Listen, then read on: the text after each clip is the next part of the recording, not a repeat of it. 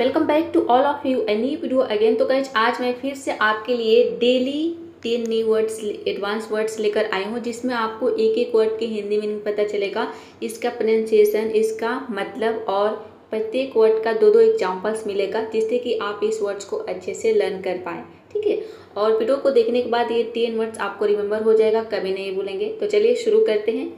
सबसे पहला वर्ड है रीपोजिशनिंग। इसको हम पढ़ेंगे रीपोजिशनिंग। देखिए, री का मतलब होता है फिर से, दोबारा। पोजीशन का मतलब होता है स्थान। ठीक है, तो दोबारा स्थान बदलना इसका मतलब हो जाएगा। एग्जाम्पल समझते हैं कि कंपनी ने अपने ब्रांड की रीपोजिशनिंग की। ठीक है, मतलब जो उसका ब्रांड है उसको बदल दिया, उसका स्थान बदल दिया ब्रांड का। ठीक है, the company did repositioning of its brand. It's किसके लिए आया है? कंपनी के लिए आया है। ठीक है, कि अपनी कंपनी, अपनी ब्रांड। ठीक है, इट्स ब्रांड मतलब कि अपनी ब्रांड।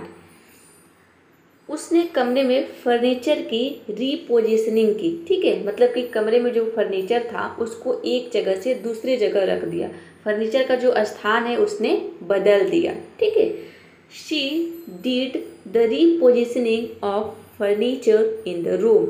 आई होप आप समझ गए होंगे रीपोजिशनिंग का मतलब। नेक्स्ट वर्ड है ऑप्टिमाइज। ठीक है, इसको हम पढ़ेंगे ऑप्टिमाइज। इसका मतलब होता है बेहतर बनाना, जैसे कि हमें समय का उपयोग ऑप्टिमाइज करना चाहिए। We should optimise the use of time. ठीक है, यानी कि जो समय का जो यूज है, समय का जो उपयोग है, उसको हमें क्या करना चाहिए? ऑप्टिमाइज करना चाहिए, बेहतर बनाना चाहिए। उसने अपनी वेबसाइट की स्पीड को क्या किया? ऑप्टिमाइज कर दिया। ठीक है, मतलब जो वेबसाइट की जो स्पीड है उसको बेहतर बना दिया, ऑप्टिमाइज कर दिया।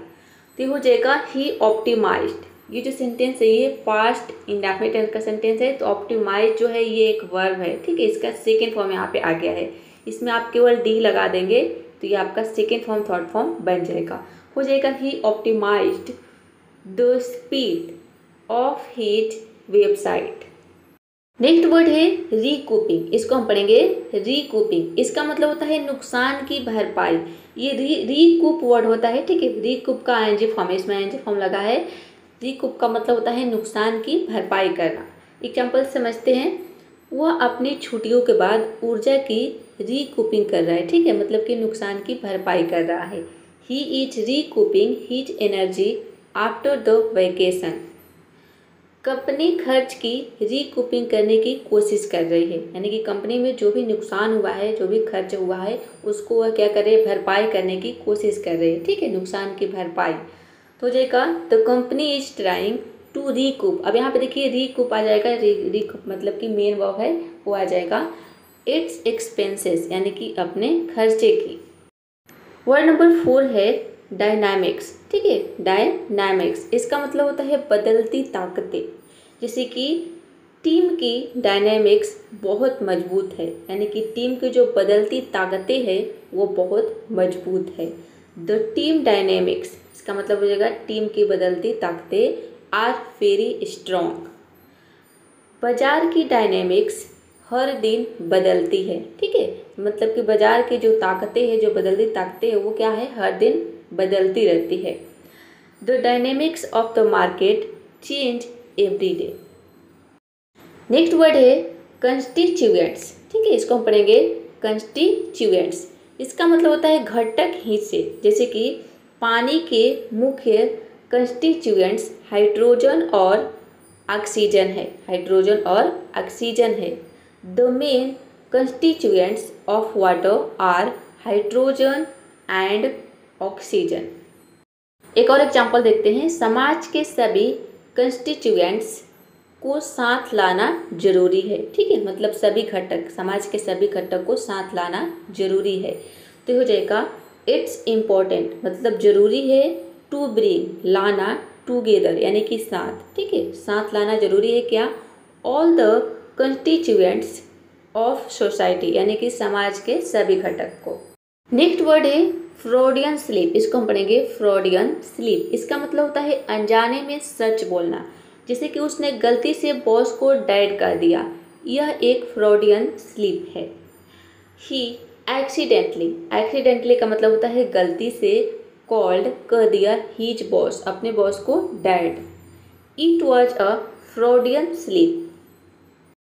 नेक्स्ट एग्जाम्पल है, उसका फ्रॉडियन स्लिप उसके असली इरादों को दिखाता है।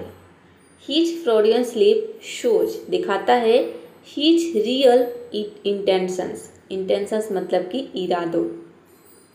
नेक्स्ट वर्ड है अनफॉल।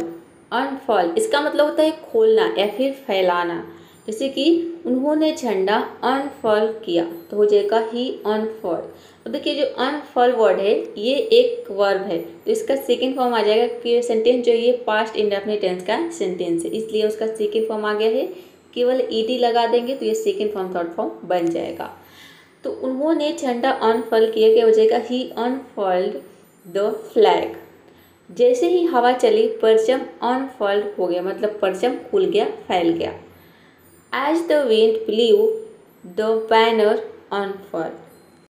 नेक्स्ट वर्ड है असर्ट। ठीक है, असर्ट। असर्ट का मतलब होता है जोर देना, किसी भी बात पर जोर देना, किसी चीज़ पर जोर देना। ठीक है, जैसे कि उसने अपनी बात असर्ट की, यानी कि अपने बात पर जोर दिया, ही असर्टेड। अब जो असर्ट वर्ड है ये एक वर्ब है, तो इसका सेकेंड फॉर्म थर्ड फॉर्म बनेगा, इसमें ईडी लगा देना है, सेकेंड फॉर्म थर्ड फॉर्म बन जाएगा। ठीक है, ही असर्टेड हिज पॉइंट। उसने अपने क्या किया, अपनी बात पर, बात को क्या की, असर्ट किया, यानी कि अपनी बात पर जोर दी। अपने अधिकारों को असर्ट करना जरूरी है। ठीक है, मतलब कि अपने अधिकार पर हमें हक जताना जरूरी है, असर्ट करना जरूरी है कि हमारा अधिकार है। वही बोल रहा है it's important to assert your rights. Rights मतलब हो गया अधिकारों। Next word is underwhelming. ठीक है, देख सकते हैं अंडर, इसको पढ़ना है अंडरवेलमिंग। इसका मतलब होता है कम असरदार। जैसे कि फिल्म जो है ये अंडरवेलमिंग है, मतलब कम असरदार है। The movie was underwhelming. उसकी परफॉर्मेंस अंडरवेलमिंग रही, मतलब कि उतनी असरदार नहीं थी, उतनी अच्छी नहीं थी। ठीक है, his performance was underwhelming. Next word है रीअलाइनमेंट्स। इसको हम पढ़ेंगे रीअलाइनमेंट्स। इसका मतलब होता है नई व्यवस्था। जैसे ऑफिस में नई रीअलाइनमेंट्स की गई। New realignments were made. Make का मतलब क्या होता है, बनाना, उसका सेकेंड फॉर्म है, थर्ड फॉर्म है। ये जो सेंटेंस है ये पैसिव का सेंटेंस है। ठीक है, पास्ट इंडेफिनिट टेंस के पैसिव का सेंटेंस है कि बनाई गई। ठीक है, क्या बनाई गई, इन द ऑफिस, यानी कि ऑफिस में क्या रीअलाइनमेंट्स या फिर की गई। ठीक है, नई व्यवस्था बनाई गई या फिर नई व्यवस्था की गई। New realignments were made in the office. Company ने स्ट्रेटेजी की रीअलाइनमेंट्स की। द कंपनी मेड, यहाँ पे भी बनाई या फिर की, रीअलाइनमेंट्स इन इट्स स्ट्रेटेजी। आशा करती हूँ कि आज के इस वीडियो में आप 10 वर्ड्स के बारे में अच्छे से समझ गए होंगे और आपको लर्न भी हो गया होगा। नहीं लर्न हुआ है तो एक दो बार रिवाइज करेंगे तो आपको रिमेंबर हो जाएगा। इसी तरीके से एडवांस वर्ड को इसी तरीके से सीखने के लिए आप हमारे साथ जुड़ जाइए। जुड़ने के लिए आपको क्या करना है, चैनल को सब्सक्राइब कर लेना है ताकि हमारे रोज़ आने वाली वीडियो का नोटिफिकेशन आपको समय पर मिल पाए। और वीडियो पसंद आई है तो प्लीज़ एक लाइक कर दीजिए। मिलते हैं नेक्स्ट वीडियो में, तब तक आप प्रैक्टिस करिए। Keep practising, keep learning.